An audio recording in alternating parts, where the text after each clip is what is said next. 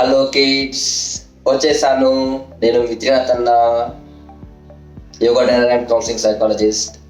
మనం గత వీడియోలో చెప్పుకున్నాం కదా, ఏం చెప్పుకున్నాం?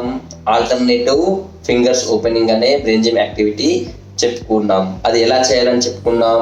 ఇలా 2 హ్యాండ్స్ని ఇలా పెట్టేసి ఆల్టర్నేట్ ఫింగర్స్ని ఇలా ఓపెన్ చేయాలి. ఏ ఆల్టర్నేటివ్ ఫింగర్స్?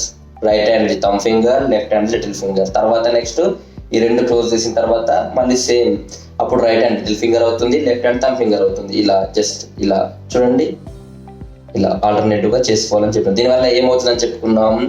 ఫోకస్ ఉంటేనే ఆల్టర్నేటివ్ ఫింగర్స్ ఓపెన్ చేస్తాం కాబట్టి మన యొక్క బ్రెయిన్ అనేది కంప్లీట్గా కాన్సన్ట్రేషన్ అనేది ఫింగర్స్ పైన ఉంటుంది కాబట్టి మన యొక్క కాన్సన్ట్రేషన్ లెవెల్స్ పెరుగుతుంది అని చెప్పుకున్నాం. ఇలా ఆల్టర్నేటివ్ ఫింగర్స్ ఓపెన్ చేయడం వల్ల మన ఫైన్ మోటార్ స్కిల్స్ డెవలప్ అవుతాయని చెప్పుకున్నాం. ఎట్ ద సేమ్ టైం మన బ్రెయిన్లో ఉన్నటువంటి సెల్స్ పూర్తిగా యాక్టివేషన్ అవుతాయని కూడా చెప్పుకున్నాం.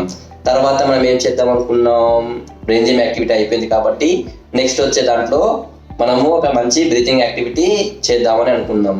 సో మనం ఫస్ట్ బ్రీతింగ్ యాక్టివిటీగా ఏం చేసుకున్నాం? డీప్ బ్రీత్ ఇన్స్ బ్రీత్ అవుట్స్ చేసుకున్నాం. కాబట్టి ఇప్పుడు ఏం చేద్దామంటే బెల్లీ బ్రీత్ ఇన్స్ బ్రీత్ అవుట్స్ చేసుకుందాం.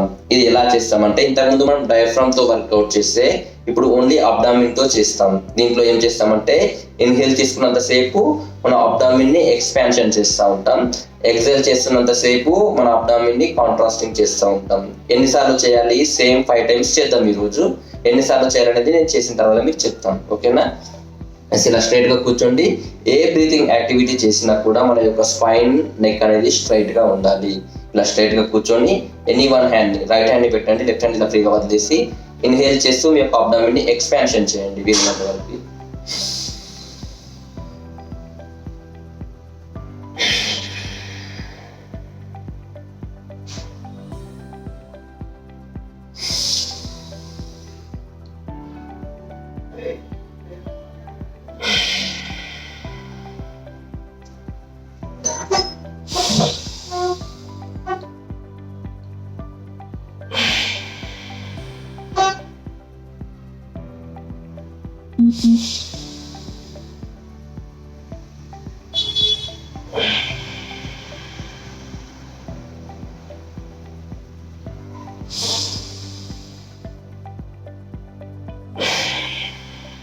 ఇలా చేయాలి. ఎలా చేయాలి?